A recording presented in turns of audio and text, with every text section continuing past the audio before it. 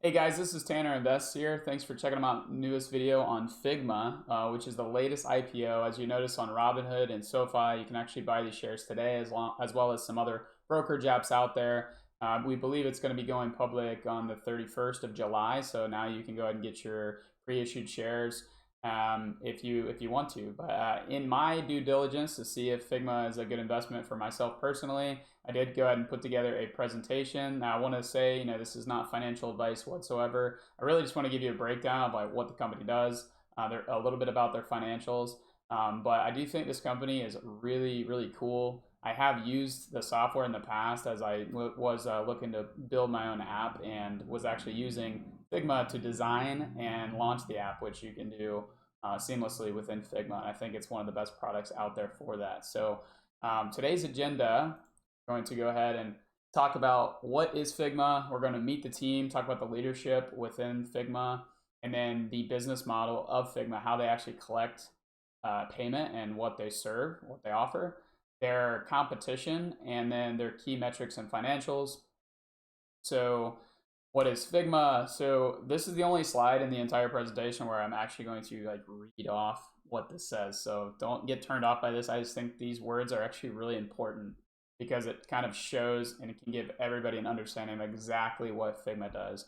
So the overview of Figma is where teams come together to turn ideas into the world's best digital products and experiences. Every day, billions of people around the world use apps, websites, and other digital experiences that are made in Figma. They're looking for directions on Google Maps, requesting rides with Uber, checking into flights on JetBlue, streaming shows on Netflix, learning language on Duolingo, asking questions on Claude, connecting on LinkedIn, buying goods on Mercado Libre, or booking stays and experiences with Airbnb. Behind each of these products is a cross-functional team that's responsible for bringing them to life.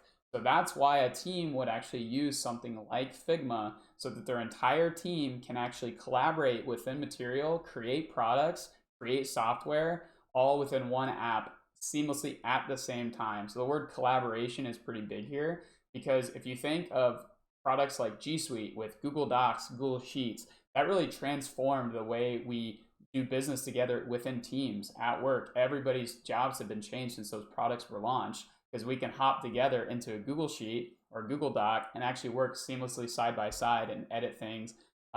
Or you can send out a document on Google Doc, and then 6 months later, if that needs to be edited, it will all be edited within the cloud so they can still access that one documentation. The same thing goes for Figma. So if you create an app on your phone, think of like, they used Airbnb as an example. All the buttons, the way the images appear, the text, the fonts, the colors, the flow of the app in general, that's all, thought of on paper and pen at one point, right? And nowadays it's all going to be used within a digital product suite like Figma, where your entire team can get on an application and build it together. So here's a good example where we show Netflix, where, as you see, not only is the top where it's, you first create an idea, a sketch, and then within you start to visualize it, you build it, and you can ship it all within Figma. So it all comes down to the nitty gritty, where the buttons are. If you want the buttons to be rounded, if you want them to be square, if you want, what kind of font do you want within the app? How do you want it placed? How big do you want the buttons, right? All these things matter. And so having that designed, built, and shipped all through one platform is really, really powerful. Now, I do want you guys to realize that Figma was started as primarily a design and product platform. And since then, they've actually made some adding to that platform, which I'll get into here. So here's the entirety of their product suite. Fig Jam is where you start in the ideate side of the business, where it's more for ideation. Am I saying that right? That's a word they use in their presentation quite often. Brainstorming and rapid communication ideas. Figma Slides is what we're using today. It's very, very similar to Google Slides, but a little bit better because you can use their design prototyping and design features within their slideshows. So it's really cool. They have Figma Design here. which is prototyping and validating your designs. You have Figma Draw, which is typography features and vector editing. And you have Dev Mode, which is dedicated space for developers to translate into code. So they can look at exactly what the designer built, see, they use this font, they use this color, they have it here, this is the sizing. They can input that into the code and then ship it using Figma Sites, ship a design directly into production. And then Figma Buzz is pretty cool. It's basically like an on-brand marketing collateral where like social media assets, banners, headers, things that really are nice to have alongside the material itself.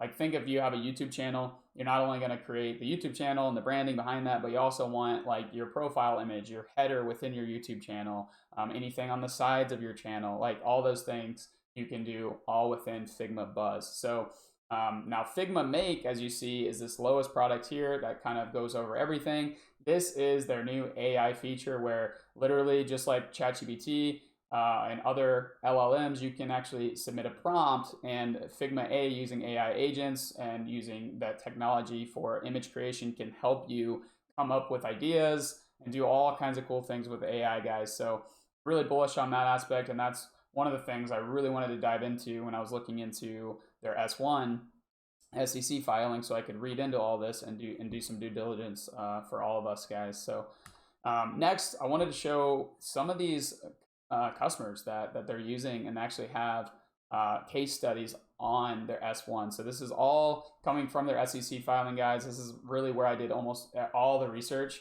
I did use some ChatGPT to just learn a little bit more about like the owners and things like that, but all of this stuff is located within their S1 filing. So they have customers like ServiceNow, Netflix, Good Inside, where you can see they have quotes. I don't want to go too much into detail, but what I like to see is they have been a customer for a long time, since 2019, since 2020, since 2022, and they're growing. So their seat growth, their revenue growth, they're all going upward, and that's what you want to see. You want to see companies that are big use these products and then grow within and fall in love with them, and then grow their revenues and their seat growth in products like this. So I'm really happy to see that. We also have Duolingo, Stripe, Mercado Libre. These are awesome companies out there, guys, that are kicking butt. And all of these companies, you cannot deny, they have incredible user experiences. The user interface is great. The user experience is great. And that's really ultimately what Figma is trying to do, is helping just make your platform a better design, make it more easy to use for your customers. That way they can it can be really impactful for everything within their organization, from top line to bottom line. So now let's go ahead and jump into meeting the team. The team's actually very interesting here, guys, because there was two co-founders. There's Dylan and I think a guy named Evan, I believe, but Dylan is the main CEO and co-founder. He has like 75% voting power pre-IPO, and he is seems like the main contributor to Figma and its growth. Dylan actually, prior to Figma, was awarded with the Thiel Fellowship, which is Peter Thiel gives money via a grant to specific people, where he says, hey, skip college and just build something. You're too smart to just spend time in college. Go ahead and start getting into building something. So with that grant is actually what Dylan did.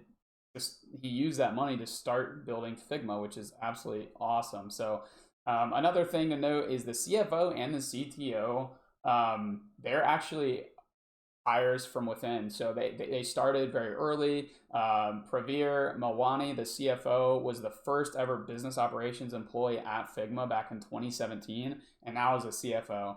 That does worry me just a little bit as an investor, because there are a lot of things that go into being a CFO of a publicly traded company. Like there's another company, I'm not going to say the names, but another company I work with where they very frequently actually have changed the leadership within their organization, just because, as you grow, you need to make sure that the person in place has the right tool set and has the ability to lead the team. Now, I'm not saying anything about Pravir specifically. Clearly, he's a very intelligent person, and maybe he's going to be the right fit moving forward for many, many years. So that's not my decision at all, but just something to note.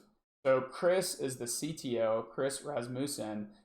He actually previously worked for Asana, but was only the VP or actually he was just a lead engineer, I think, for Basana, and then he joined as the VP of engineering in 2017. So, I trust a guy like the CTO because, from 2017 to 2025, you can see how much Figma has grown and how much better their products have gone and how many more products they've come out with that have all hit the market very successfully. So Chris clearly has been doing a great job. Looking forward to seeing what more of these fellows can do. And I also want to get into a quote because this was actually from the CEO where he said, "Some companies run out of ideas as they scale. At Figma, we have more ideas than ever." And he also said, "Expect us to take big swings when we see a chance to invest in our platform or pursue M&A at scale." So that's really exciting, guys. And to me, pretty bullish when a company's saying, "Hey, man, we are going to come out guns blazing." They made it. They may make some mistakes. They may spend a lot of money in certain areas that you might not agree with as an investor. But ultimately, their goal is that they have a ton of ideas. They have a ton of money that they eventually will want to use to acquire and grow as a business. So I'm not upset with that. Let's go ahead and get into the business model here. I'm going to be quick on this because I don't want to bore you guys to death. But basically, they're a SaaS-based company, so they have a SaaS-based pricing model, very similar to many other businesses out there. So they have plans where, depending on the type of organization, if you're an individual user or if you're an enterprise, so enterprises obviously they have more money, they can spend more money for their employees. But essentially, they're all getting the same product. They're getting seats, which I'll get into in a second. But one thing to note is the starter plan is free. So what's really nice about companies that offer some sort of free plan is it really gets the product in the hands of the users at a much faster pace. And then those users, when they do get jobs, like if you're 16, 17-year-old having fun in Figma, when you do get a job later on and your company doesn't have Figma, it's maybe something you bring up at a meeting and say, "Hey, I think we should do this." Or if you go into entrepreneurship, you can use it at your company when you grow. I really like the idea of something free at first, and then you can grow and pay for it as you become professional within an organization or even at an enterprise level. So other than that, the seats are actually the individual costs per person. So each seat has an individual cost, and each seat at Figma has a different price structure. So there's the viewer seat, this collab, content seat, dev seat, and the full seat. Depending on the model and depending on like I mentioned before, the plan that you're on is going to dictate your total cost to the company. Now, I did want to talk briefly about their growth strategy as well that they mentioned in their S1. It's always something you want to take a look into is like, what are their plans? Are they just going to IPO and fizzle out, or are they going to IPO and they're going to do some big things, right? So they have a lot of growth strategy, ways that they can basically make their product better, get more revenue over time, and be a sustainable business by maintaining rapid improvement pace of production innovation. So they have innovated many products. They're going to try to maintain that pace. Approximately 46% of their employees were in research and development as of March this quarter in 2025. That's a pretty big chunk of their costs going into R&D to create these new products, use AI. How can they use AI? That's been the big thing with Adobe, which is one of their big competitors, is Adobe's kind of fallen off on the way of AI, and players like Canva, players like Figma have come in and stolen some market share away from them, right? So how can these companies, since they're already agile, grow, can ship fast, how can they use AI in a better way? We also want to convert new and existing users into paid customers. Sorry, guys, if I say we, I'm not meaning me and them. I'm saying mostly them, me as a potential investor.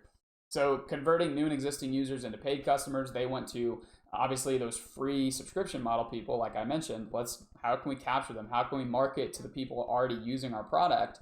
How can we get them to become paid users? We're also looking to grow within current customers. So 78% of the global Forbes 2000 actually use Figma as of this quarter, but only 24% spend more than $100,000 in ARR. On the bright side of that, that number is growing, and I actually have a slide later on that number. We're also looking to extend the platform, and then they're looking to expand international footprint, make strategic acquisitions and investment. Obviously, they're looking to grow internationally, grow within the US.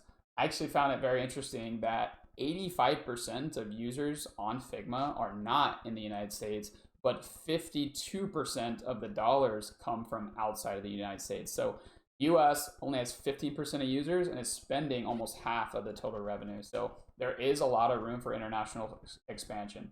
And then acquisitions, they've already made 10 acquisitions, and they do have a branch of Figma called Figma Ventures, where they're looking to deploy capital to invest in companies who they might have future prospects in buying or making partnerships with. That's always pretty exciting as well. Let's go ahead and get into competition. They don't have a ton of competitors in the UX UI specific department now. Before you guys get to it, yes, I know there is an elephant in the room, which I'll get into the next slide, but these are the top UI UX competitors that are specifically doing exactly basically what Figma is setting out to do. There's Adobe XD, which is not very loved within the space, and a few others like Miro, Sketch, Framer, and UX Pen. These all companies, other than Adobe, are all private, and they're a lot smaller than Figma. And so Figma definitely, I think, is in the lead. And just based off my research alone, I've noticed a lot of people really do love the Figma product. In comparison to the competitors, it's a much better, more refined product. Now, the elephant in the room, guys, is this company here, Canva, right? Canva is just like Figma in a way where they are a type of design platform, but it's in a different use case. So a lot of YouTubers or people that want to just create little flyers or brochures, they'll go into Canva because it's real easy to use. Slightly different though. Now, what's worrying is that Canva has introduced features like website building, user journey mapping, basic prototyping, and they're kind of encroaching on Figma's territory. So in the future, I definitely would look into Canva. I have heard some rumors about potential IPOs with Canva. So I think what they're doing is maybe saying, hey, let's let Figma go IPO, see how that works out, and then maybe they'll make that decision based off of how Figma's IPO performs. Now, the key metrics and financials, like I said, guys, I'm not a financial advisor. I do have a degree in finance, but so me just looking at balance sheets, income statements, I kind of look at certain things, but I definitely think you all should go into the SEC documentation and do your own due diligence when it comes to the financial side. Because personally, I'm not the best at it. When I invest in the companies, I actually purely like to invest in the company as a whole, the growth. I'm a huge growth investor. So my cup of tea might not be your cup of tea. Now, a few of the key metrics that I found was they're growing insanely fast, guys. 46% year-over-year revenue growth. This is based on the Q1 2025 as compared to Q1 of 2024. Actual end-of-year 2024 earnings actually was at 48% revenue growth. So there was a slight dip in that percentage, as it's kind of hard to keep continuously growing 50% year-over-year as you become a bigger company, right? So one thing is there is non-GAAP operating margin of 18%. They currently have 13 million active users on their platform today, and they have 95% of the Fortune 500 are using their product. That is an incredible stat, 95%. And so you might be thinking, well, is there a lot more meat on the bone? I think yes, and this is why. So their customers are growing with paid customers over $10,000 in ARR, but also paid customers within $100,000 of ARR are growing. But what's really important is that net dollar retention rate. Their net dollar retention rate, as of the latest quarter, is at 132%. This means not only are their customers not churning very much, but they're also ultimately at 132%, they're actually increasing the software ARR that they're getting from their customers that they already have. So this doesn't include new customers coming on board. These are just the people using Figma today that are growing their seat count. Like an organization like Mercado Libre or Duolingo, they're growing a lot. So they're hiring new developers, new designers. And when they hire those people, they have to, what do they have to do? They have to get them a seat into Figma to get them a seat and get them in the platform and collaborating with their teams. So really impressive having that really high net dollar retention. That's something I definitely want to keep an eye on and see, hey, as they release new products and they are changing around some of their pricing structures, I definitely want to see where that number goes. Now, a couple things to note here, and sorry, my voice is getting a little shaky. I'm going to drink some water. One sec. Okay, so this is one of their consolidated sheets here for their statement of operations data. A couple things to note here. There are some stuff that I want to clear up because some of these numbers look a little off. First off, we see that their 2024, which I mentioned already, is at 48%. That's a 4-year CAGR of 53% growth annually. Really nice. And then this big number here in 2023, you see on their other income, they actually received $1 billion as a termination fee whenever Adobe was trying to merger with them and that deal got cut off. Apparently, there was something that they had signed with Adobe that said, hey, if this falls through for whatever reason, we are going to give you a termination fee for $1 billion. $1 billion. It's funny because I saw a tweet where someone took a screenshot in the S1 that they gave $5 million in bonus to the CEO after that merger failed, but they got $1 billion, guys. So they gave him $5 million. It's a very small percentage, in my opinion, about probably all the amount of stress that CEO went through, all the time investment into trying to get that merger to happen. And by the way, that was going to be a merger for $20 billion. Adobe was going to purchase them for $20 billion. And this IPO today is actually set to be at around a $16 to $18 billion IPO. So that's what the valuation of Figma is estimated to be at based on the current numbers. So they might actually sell for, go IPO and actually be worth less than if Adobe purchased them 2 years ago. So that's kind of crazy. And then one thing to note here, a lot of people question, like, whoa, guys, what happened in 2024 with your total operating expenses and your net income loss of $732 million? Well, pre-IPO, guys, a lot of companies, they get impacted heavily with their RSU stock programs. So they have stock option grants, which these are all one-time events. So they already had come out and said, hey, this is a big one-time event where we have a huge loss because we exercised some employee RSUs and things like that within the back end. If you want to look more into it, I'm not worried about this at all. This happens a lot with IPOs. Now, as well, we did see increases in their Q1 2025 operating expenses, and they keep relating these to higher costs driven by implementation of a company-wide annual bonus program during the quarter. So not really sure what that is, but it did see a pretty significant operating expense. So definitely want to keep an eye on that. Now, here's a consolidated balance sheet where they have a couple of really key things, guys. They have 1.5 billion in cash, and they're about to get a lot more because they're about to IPO. They're estimating to get roughly around another 1.5 billion from the IPO. So they might be at somewhere around like $3 billion after going public, and they're going to be able to use that cash in a lot of ways to help grow their business, maybe through M&A, like we've talked about, adding on new engineers, making new products. So I'm really excited to see where that goes. One thing too, they have zero in total debt. Zero. Like, this is why it's so nice to invest in software, because a lot of times they don't have debt. They didn't have to go raise a ton of money to get all these production facilities across the United States and have a ton of warehouses and GPUs and data and things like that you're seeing a lot with companies nowadays with AI, where a company like a software company that has no debt in the balance sheet, I'm really excited to see, as you see here, their adjusted free cash flow margin has been increasing significantly quarter by quarter. Obviously, this is adjusted with stock-based comp, which I'll get into in a second, but seeing this improve is really nice to see.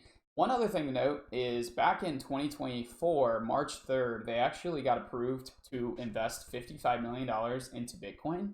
And that investment has actually reaped some benefits so far, where they now have 69 million in Bitcoin on their balance sheet. Something I saw in the cash when I was looking through, I thought it was pretty interesting. Other than that, this is stock-based comp is always something you need to be wary of, but it's going to be rocky for a couple of years. When companies IPO, stock-based comp is kind of ebbs and flows like crazy. So I'm not even really going to look too much into this, guys. I think we definitely need to keep an eye on it as they go public and what happens really within the next couple of years, not so much what has happened in the past, because this is a story as old as time where companies are growing. They're giving their engineers and their team members the employees, they're giving them a bunch of money and options because they don't want to fork up all the cash immediately. So a lot of their compensation is based on stock, which is how, if you're an engineer out there or a person in tech, hopefully you have some options as well, right? So that's it for today, guys. Thank you so much. I did want to say this did take quite a bit of time to put together this presentation. But I was happy to do everything within Figma. So everything you saw today, all the slides and data. And I'm really sorry my voice is starting to give out on me here. But thank you so much. Please give this video a like if you liked it, and then a subscribe, and then follow me on X as well. I look forward to it. As of now, I don't know if I'm going to invest or not in Figma. I do think I might just throw in some money more so for fun and just to say I've invested in Figma's IPO because I do love the product. But just keep in mind, guys, none of this is financial advice, and IPOs, generally speaking, are a lot more volatile than your standard buying a company, because no one knows what the demand of their stock is going to be on day one. We've seen IPOs crush it, like CoreWeave, Circle, but we've also seen IPOs get dominated, like Newsmax. So if you guys want to go look into those stock charts, feel free to. But thank you so much. See you guys later.